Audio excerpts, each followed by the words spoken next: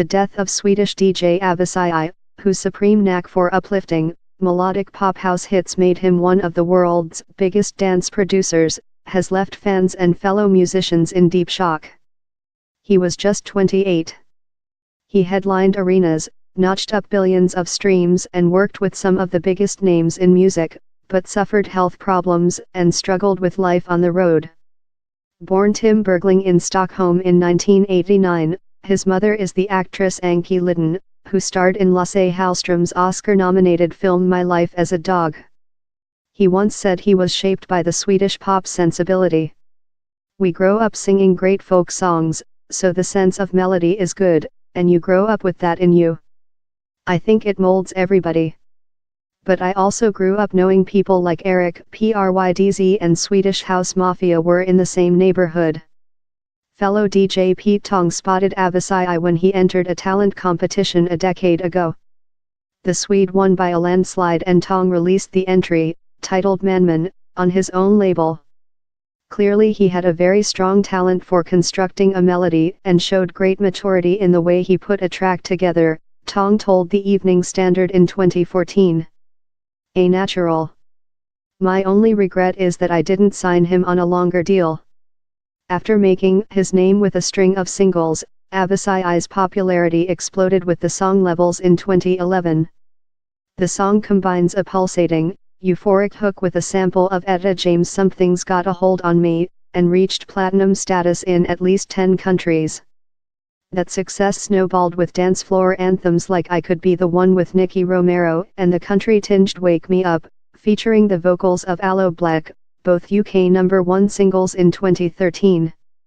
Avicii had a range of influences he could reach for, but his biggest hits had the same elements: insistent, escapist house production, guest vocals to lend accessibility and depth, and, above all, irresistible melodies. When it was suggested that he didn't make real music, he told The Standard, "You are drawing the melodies, drawing the chord progressions. You are making music.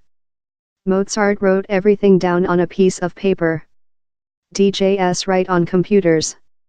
I really don't see any difference." The hits kept coming, in the form of songs like Hey Brother, You Make Me, The Nights and Waiting for Love. As Billboard magazine wrote, even when he's being cheesy, it's the kind of cheese you wanna cover your fries in and just give yourself heartburn shoving down your own throat. Avicii headlined festivals and became the first EDM DJ to pull off a worldwide arena tour, earning $19 million in 2015, according to Forbes. Big-name collaborations saw him work with Coldplay, Rita Ora, SIA, Lenny Kravitz, Leona Lewis and Robbie Williams. Last year, he was reported to have been working with disco legend Nile Rodgers on Chic's comeback album. And high-profile gigs included the 2014 World Cup closing ceremony and the wedding of Sweden's Prince Carl Philip.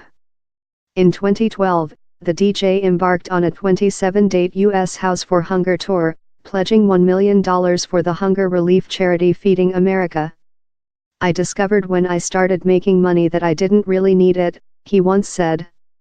When you have such an excess of money you don't need, the most sensible, most human and completely obvious thing is to give to people in need. He also supported other causes. In 2015, he tackled the issues of human trafficking and gang violence when he directed the videos for his tracks For a Better Day and Pure Grinding. "All the songs have a story I wanted to tell," Avicii said.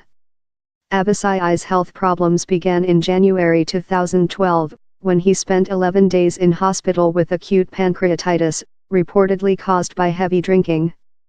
"Drinking became routine for me, but it's impossible to keep up touring and drinking at the same time, because you are going to crash," he told The Standard. "Especially when you are playing 320 shows a year." He went back into hospital in 2013 and was advised to have his gallbladder removed. He declined and continued touring, but was forced to have the surgery in 2014. Doctors discovered his appendix had ruptured, and removed that at the same time. "I took a month off, but it wasn't really a month off," he told Billboard. "I was in the studio 12 hours a day, and then went right back to touring. It's hard to say no in this industry. You want to play everything and be everywhere. Despite his health problems, the announcement in 2016 that he was retiring from touring still came as a shock. To me it was something I had to do for my health, he told The Hollywood Reporter. The scene was not for me. It was not the shows and not the music. It was always the other stuff surrounding it that never came naturally to me. I'm more of an introverted person in general. It was always very hard for me. I took on board too much negative energy, I think. After the announcement, he said he had got his private life back and was focusing on myself for the first time in a long time. This was obviously the hardest decision of my life so far, he said. But so far it has paid off tremendously in terms of well-being for me. I'm happier than I have been in a very, very long time. His final gig was in Ibiza in August 2016, and he released a comeback EP in August 2017.